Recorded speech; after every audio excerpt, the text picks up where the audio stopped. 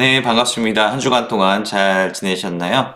올해 2021년도 이제 얼마 남지 않았습니다. 우리 대강절을 보내고 있고, 성탄절도 얼마 남지 않았습니다.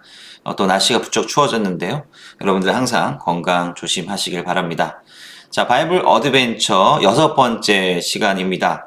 오늘은 바로 이제 출애굽기로 이제 넘어가게 되는데요. 오늘은 출애굽기의 제일 처음 부분에 대해서 함께 나눠보도록 하겠습니다. 자, 육가의 제목은요, 바로 왜 애굽일까? 약간 이제 물음표를 제가 찍어 놨습니다. 우리가 성경을 읽다 보면 사실 이해되지 않는 부분들이 많이 있죠. 뭐 내용 자체가 이해되지 않는다라기보다는 왜 하나님께서는 이렇게 역사하시는 것일까? 뭐 이런 의문들이 많이 들지 않습니까? 그 가운데 또 우리에게 크게 드는 의문이 바로 이 부분일 수 있습니다. 왜 하나님께서는 이스라엘 백성들을 복 주시고 이스라엘 백성들을 인도하신다고 하는데 왜 근 400년이라고 하는 시간 동안 애굽에서 노예로 살게 하셨는가라고 하는 부분입니다.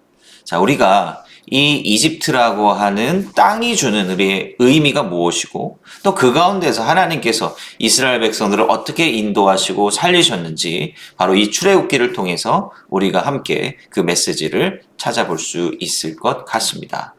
자, 여러분들 요 메시지 우리가 출애굽기 나누기 전에요. 한번 요 영상을 한번 보면 좋을 것 같아요. CTS에서 나온 다큐멘터리인데요. 성경의 땅 이집트라고 하는 이제 다큐죠. 그래서 성경의 역사가 살아 숨쉬는 거 바로 이집트의 어떤 풍경들, 그곳의 고고학적인 부분들 이런 것들을 전반적으로 흥미롭게 볼 수 있는 영상이니까요. 한번 보시면 좋을 것 같습니다. 오늘의 본문 말씀 한번 읽어보도록 하겠습니다. 출애굽기 1장 7절의 말씀입니다. 이스라엘 자손은 생육하고 불어나 번성하고 매우 강하여 온 땅에 가득하게 되었더라. 자, 요 말씀을 가지고 중심적으로 우리가 한번 오늘 메시지 나눠보도록 하겠습니다. 자, 출애굽기 1장을 우리가 오늘 함께 보려고 하는데요. 출애굽기 1장은 어떻게 시작을 하고 있죠? 먼저 한번 성경을 보도록 하겠습니다. 자, 출애굽기 1장의 첫 부분을 보면, 자, 창세기의 이제 마지막 부분이 이제 다시 언급이 되는 거죠.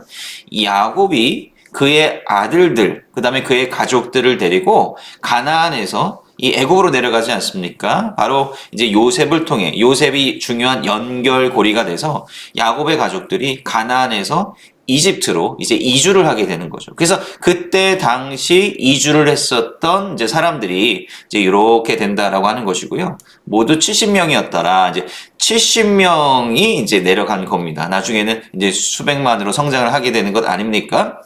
자, 그래서 창세기하고 출애굽기는 종이 한 장 차이지만 그 사이에는 수백 년의 시간이 흘러가는 거죠. 그래서 시간이 흘러 어떻게 됩니까? 바로 요셉과 그의 모든 형제와 시대 사람은 죽었고 상황이 바뀌었다라고 하는 것을 이야기하고 있고요. 그럼 이제 중요한 상황이 뭡니까? 그 뒤에 요셉을 알지 못하는 새 왕이 일어나서 애굽을 다스린다. 자, 요셉을 알지 못하는 새 왕이 일어났다라고 하는 건 뭐죠? 그래서 요셉의 존재. 그러니까 요셉이 애굽의 중요한 역할을 했잖아요. 애굽을 그 가뭄에서 구해내는 중요한 업적을 하지 않았습니까? 그런데 그 요셉을 알지 못한다라고 하는 것은 뭐냐면 요셉의 동족 히브리 사람들이 얼마나 자신들에게 중요한 일을 해 주었는지를 이제 망각해버린 시대가 되었다라고 하는 거예요. 그래서 더 이상 히브리 사람들을 선용하고 히브리 사람들에게 이제 친절하게 베풀어줄 이유가 없는 그런 이제 시대가 되었다라고 하는 거죠. 그래서 이 출애굽기는 바로 새로운 왕이 등장을 했는데 그 새로운 왕은 분위기상으로 절대로 히브리인에게 호의적일 수 없는 그런 상황이다라고 하는 것을 이제 암시하고 함축하고 있는 것 같습니다. 자, 그 전에 1장 7절의 말씀이 굉장히 중요한 부분인데요. 이스라엘 자손은 생육이 중다하고 번식하여 창성하고 심히 강대하여 온 땅에 가득하게 되었더라라고 하는 거죠. 오늘 우리가 읽은 본문 말씀입니다. 이 번역본은 좀 이전 번역본이기 때문에 약간 이제 좀 말투가 다른데요. 자, 여기에서 이제 중요한 내용을 우리가 좀 파악을 해야 되는데요. 자, 이스라엘 백성들이 애굽에 수백 년 동안 살면서 이건 뭘 의미하는 겁니까? 바로 민족이 되었다. 아주 강대하고 온 땅에 가득하게 되었다. 사람의 쪽수가, 속된 말로 쪽수가 많아졌다라고 하는 것을 의미하는 건데요. 이 많아지게 된다라고 하는 것이 도대체 무엇이냐라고, 무엇이 중요한가라고 했을 때, 자, 이스라엘 자손은 생육이 중다고 번식한다. 자, 이 말이 어디에서 여러분들 기억나십니까? 이 표현이 어디에 나오는지? 바로, 창세기에 나타나 있는 말씀이잖아요. 하나님께서 사람을 창조하시고 나서, 생육하고, 번성하라, 많아져라. 이게 우리 인간에게 주었던 굉장히 중요한 축복의 내용이다라고 하는 거죠. 그러니까 이스라엘 백성들이 비록 지금 약속의 땅은 지금 벗어나 있고 애굽 땅 안에 살아가고 있지만, 그리고 그들은 이제 노예로서 살아가게 되는 것이지만, 그러나 그들의 수가 증가한 것 그 자체가 기적과도 같은 것이고 하나님의 복이 실현된 것이다라고 하는 것을 보여주고 있다라고 하는 겁니다. 여러분 한번 생각을 해보십시오. 70명의 사람이, 뭐 남자만 70만 명, 뭐 가족들 다 합하면 70만 명으로 뭐 거의 200만이 넘게 그렇게 성장하는 것이 일반적인 일이냐라고 하는 거예요. 거의 불가능하다라고 하는 겁니다. 우리가 성경에서 여기 70명 내려가는데 수십만, 뭐 수백만이 됐어. 뭐 이렇게 문자적으로 읽지만 그것이 현실적으로 얼마만큼 가능하냐라고 하는 것이죠. 여기에 바로 하나님께서 이스라엘 백성들을 애굽으로 인도하게 하셔서 거기에 정착하신 중요한 의미가 있다라고 하는 겁니다. 자, 요게 옛 중동의 지도죠.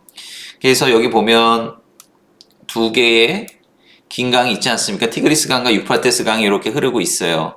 그래서 여기를 이제 메소포타미아 지역이라고 합니다. 메소포타미아라고 하는 의미 자체가 두 강 사이에 있는 그 지역을 의미하는 거죠. 이 메소포타미아 지역입니다. 그리고 여기 중요한 지역이 뭡니까? 아브라함의 원래 고향이 있었던 우르가 바로 여기 아래쪽에 이제 위치를 하고 있는 거죠. 그래서 여기는 뭐 여러분들 성경에서 좀 들어봤던 그런 지명들이 나오죠. 뭐 바벨론이라든지 아수르라든지 이러한 중요한 강대국들, 뭐 나중에 뭐 페르시아 뭐 이런 나라들이 서지 않습니까? 이러한 강대국들이 서게 됩니다. 여기에 강대국들이 설 수 있었던 이유는 뭐냐면 가뭄에를 또 항상 수천 킬로미터 흘러가는 강이 있다라고 하는 거죠. 강이 있으니까 거기서 농사 짓고 도시를 이루면서 안정적으로 살아갈 수 있는 환경이 되기 때문에, 자, 여기는 커다란 제국이 존재하기에 아주 적합한 지역이었다라고 하는 것이고요.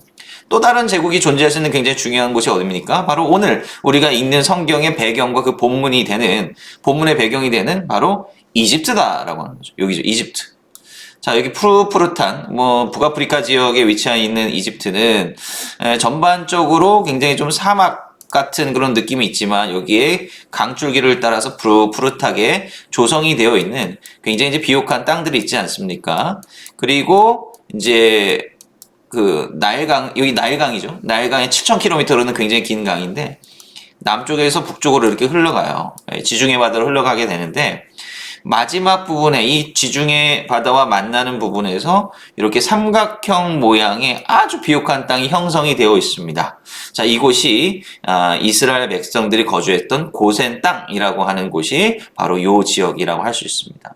이 이집트도 마찬가지로 가뭄에 상관없이 굉장히 길다란 강이 흐르기 때문에, 물론 비가 안 오면 어려움이 있죠. 비가 많이 와서 강이 범람을 하고 또 그 땅을 적셔줘야 소출이 많아지는 건 아니겠습니까? 그럼에도 불구하고 최소한의 어떤 생존에 이렇게 견딜 수 있게 만들어주는 강이 존재한다라고 하는 것이죠. 거기에 당연히 이집트 제국이 세워졌었습니다. 그런데 이 메소포타미아 땅과 이집트 땅은 굉장히 큰 차이점이 있어요. 그 차이점이 뭐냐면 이 메소포타미아는 여러분들 사방팔방으로 다 오픈되어 있지 않습니까? 그러니까 메소포타미아 지역은 오픈되어 있는 지역이에요. 그렇기 때문에 그 전쟁이, 외부의 침입이 비교적 많았던, 그러니까 여기는 끊임없이 전쟁이 일어날 수밖에 없는 그러한 환경이었다라고 하는 거죠. 그리고 아브라함과 그 족장들이 거했던 요 가나안 땅도 역시 마찬가지예요. 오픈되어 있는 지형이기 때문에 여기 바다에서도 이제 건너올 수 있는 건 아닙니까? 여기서도 끊임없이 이제 전쟁이 일어날 수밖에 없는 그런 불안정한 땅이다라고 하는 것이죠. 자, 그럼 불안정한 땅에서 과연 70명의 가족들이 민족으로 성장할 수 있었겠느냐라고 하는 거예요. 그런데 이집트가 가지고 있는 중요한 지형적인 특징이 뭐냐면 바로 폐쇄성입니다. 자, 이집트로 들어가려면, 물론 여기도 지중해 면을 가지고 있지만 여기 다 사막이란 말이에요. 그죠? 여기서 건너올 수가 없다고요. 그렇기 때문에 이집트로 들어가는 길목은 상당히 좁습니다. 폐쇄적이죠. 그렇기 때문에 이 메소포타미아 지역이나 가나안 지역이나 뭐 위쪽에서 이집트로 쳐들어가기가 쉽지가 않아요. 이 외부에서 이집트로 들어와서 전쟁을 걸었던 경우가 그렇게 많지가 않습니다. 옛날 이집트가 지금도 계속 이집트라고 하는 이름으로 계속해서 내려오고 있는 것 아니겠습니까? 그만큼 굉장히 긴 왕국의 역사를 안정적으로 이제 유지하면서 존재를 했었다라고 하는 거죠. 그러니까 이스라엘 백성들이 가족이었다가 민족으로 성장하는 데 있어서 안정적으로 거할 수 있었던 곳이 바로 애굽 땅이었다. 이집트 땅이었다라고 하는 것을 우리가 볼 수 있습니다. 그러니까 하나님께서 역사하시는 방식을 우리가 좀 생각을 해봐야 돼요. 하나님께서 이 땅 가운데 역사하시는 방식은 이 세상의 원리와 그 흐름에 따라서 하나님께서 굉장히 적합한 방식으로 역사해 주신다라고 하는 것입니다. 우리는 때로 하나님의 역사를 마치 슈퍼히어로와 같은 그런 역사로 생각할 수 있는데 그렇지 않다라고 하는 거예요.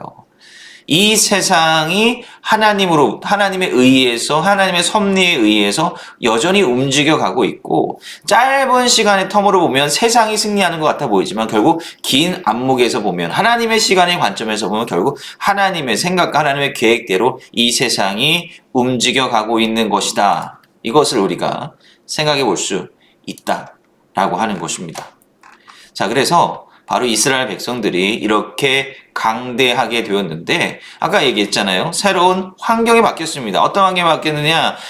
이스라엘 백성들을 알지 못하는 애굽 왕이 세워졌고 그리고 이제 이스라엘 백성들을 노예로 삼는다라고 하는 것입니다. 자, 그럼 이것이 하나님의 역사입니까? 우리가 이렇게 생각을 해볼 수가 있는데 여기서 한번 제가 이제 좀 짧게 적어 놨는데요. 그러나 세상의 권력을 상징하는 애굽은 이스라엘을 노예로 살았습니다. 하나님의 뜻과 이에 반하는 세상의 모습이 대비되고 있습니다. 우리가 창세기부터 이렇게 쭉 봐왔잖아요. 그죠? 창세기 쭉 와서 창세기 구조로 다시 출애굽을 우리가 한번 생각을 해본다면, 세상은 어때요? 하나님의 계보, 하나님께서 그 복을 전해주시고자 하는 그 복의 통로로 삼으시고자 하는 그 복의 통로 계보가 있는 것이고 또 다른 한쪽에서는 그것과 관계없이 자신들의 욕망을 채우고 자신만의 가치관을 따르면서 살아가는 다른 세상의 계보가 존재한다라고 하는 것입니다. 이 두 계보가 지금 같이 흘러가고 있다라고 하는 것이고 지금 제국이라고 하는 것은 뭐예요? 이 세상의 가치와 원칙이 지배하는 사회가 바로 이 제국의 논리 아닙니까? 이집트는 그 제국의 논리에 따른 것이고 바로 이 세상이 바로 이 복의 통로라고 여겨지는 이스라엘 백성들을 억압하고 있다라고 하는 것이죠. 하나님의 계획이 아니라 이 악한 세상이 하나님의 백성들을 억압하는 모습으로 나타나고 있다라고 하는 것입니다. 그 역사 속에서 살 때 얼마나 고통스러웠겠습니까? 얼마나 고통스럽겠어요. 그러나 하나님께서는 출애굽기 중요한 주제가 이거예요. 하나님께서는 이스라엘 백성들의 그 고통을 잊어버리지 않으시고 기억하시고 돌보시고 하나님의 그 적당한 때에 역사하기 시작하신다라고 하는 것이 굉장히 중요한 메시지다라고 하는 거죠. 우리도 그렇잖아요. 삶에 있어서 항상 우리 삶이 우리가 생각하는 대로 우리가 바라는 대로 굴러가는 건 아니지 않습니까? 우리가 아무리 열심히 신앙생활을 해도 우리가 바라는 이 신앙생활을 한 대가라고 해야 될까? 그 결과라고 하는 것이 우리 삶 가운데 금방 나타나지 않는 경우가 태반이죠. 얼마나 많이 있어요. 그럴 때 우리는 때로 하나님을 탓할 수 있다라고 하는 거죠. 정말 이 신앙이라고 하는 것 자체에 대해서 의문을 품을 수 있다라고 하는 겁니다. 근데 성경도 마찬가지예요. 성경도 수많은 믿음의 사람들이 있고 기도하면 즉각적으로 하나님께서 응답해 주시 그런 것만 있는 것 같아 보이지만 그러나 그 곧 어려움의 순간, 어려움의 그 시간들을 인내함으로 버텨냈던 그런 사람들이 사실 더 많다라고 하는 것이고 그 기다림의 끝에 하나님께서 역사해 주실 것을 소망하는 사람들이 결국 믿음의 신실한 사람들로 나타나고 있다라고 하는 것입니다. 하나님께서는 이 고통스러워 보이는 그 순간 가운데 일하지 않으신 게 아니에요. 자, 바로가 명령을 내렸습니다. 한편 이스라엘 백성들을 노예로 삼는 동시에 이 히브리인 남자 아이들을 이제 대를 끊어버려야 된다. 이제 이러한 생각을 가지고 일종의 이제 그 산하 제한을 하는 거죠. 아주 끔찍한 방법으로. 그래서 히브리인 남자 아이가 태어나면 없애버려라. 예. 이러한 명령을 이제 산파들에게 하는 거예요. 그런데 이제 그때 시브라와 부하라고 하는 산파가 있었는데, 자 보세요. 산파들이 하나님을 두려워했다. 이 사람들은 당연히 이집트 사람이었을 거 아니에요, 그죠? 이집트 사람이었을 거예요. 근데 하나님을 두려워했다. 이 사람들은 하나님의 존재에 대해서 잘 몰랐을 거예요. 하나님은 어떤 분인지 잘 몰랐을 거예요. 이 두려워했다라고 하는 의미가 도대체 무엇일까요? 시내산에서 이스라엘 백성들이 나타나셨던 것처럼 이 산파들이 하나님을 만났던 건 아닐 거 아니에요. 근데 성경 분명하게 이야기죠. 이 산파들이 하나님을 두려워했다라고 하는 거. 그건 뭐냐면 이 사람들의 삶의 철학이어야 될까? 삶의 가치라고 해야 될까요? 그 생각의 방향이 하나님을 두려워하는 방식이었다라고 하는 거죠. 이 일은 왕이 우리에게 명령을 해준 것인데, 이러면 안 되는데. 우리는 항상 그 세상의 가치관과 하나님께서 주시는 그 신앙의 가치관 사이에서 갈등하는 것 아닙니까?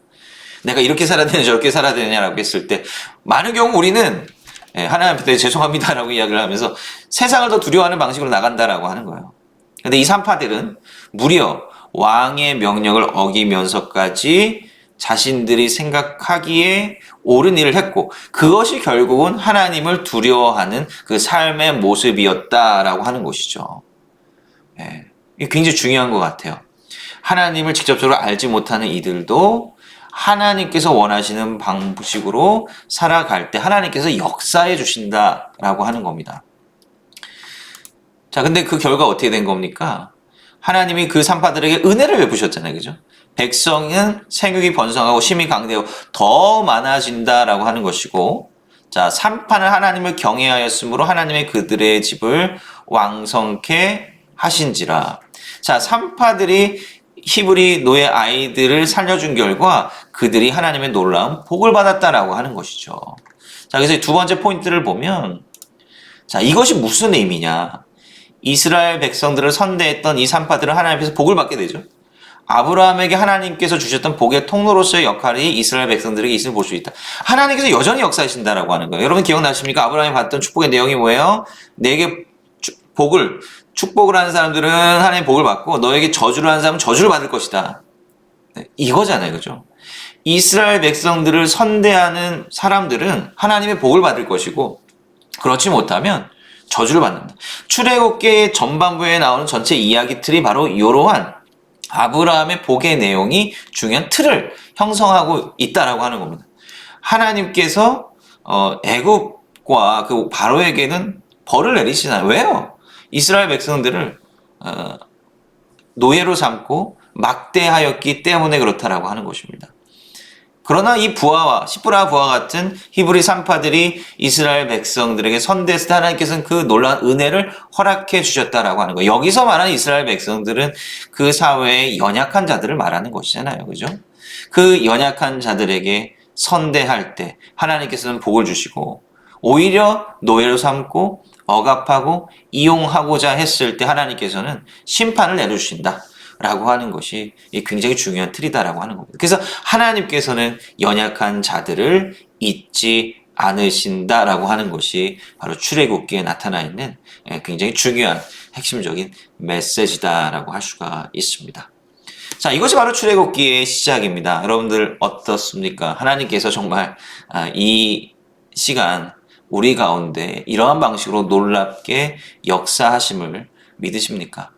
아까도 말씀드렸지만 때로는 우리 앞에 지금 당장의 어려움과 당장의 풀리지 않는 문제들로 인해서 때로는 신앙의 의문을 품을 수 있고 하나님을 원망할 수도 있겠지만 그러나 우리는 성경으로부터 그 메시지를 통해서 우리의 삶도 그 예전의 사람들과 크게 다르지 않다라고 하는 것을 우리가 좀 알았으면 좋겠어요. 그리고 그 믿음의 조상들에게 하나님께서 행해 주셨던 방식 그대로 우리에게 가장 적합한 때에 역사해 주실 것이다. 우리가 할 수 있는 것은 우리가 있어야 될 자리, 그 신앙의 자리에 계속해서 서 있으면서 하나님 앞에 기도함으로 서 있는 것 같습니다. 이런 메시지를 가지고 우리 이번 한 주 잘 지내시기를 바랍니다. 기도하겠습니다. 사랑하는 말씀 아버지 하나님 감사합니다. 하나님께서 이 시간 우리 출애굽기의 말씀을 통해 하나님께서 역사하시는 그 방식과 원리를 함께 나누게 하셔서 정말 감사드립니다. 하나님, 우리가 때로는 우리의 눈앞에 있는 어려움으로 인해서 갈등하고 낭망할 때가 얼마나 많은지 모르겠습니다. 그럴 때 우리를 일으켜 주시고 위로해 주시고 적당한 때에 우리 가운데 역사해 주셔서 온전히 하나님께서 주시는 놀라운 은혜를 체험하며 살아가는 죄들 될 수 있도록 주여 도와주시옵소서. 예수의 이름으로 감사하며 기도합니다. 아멘.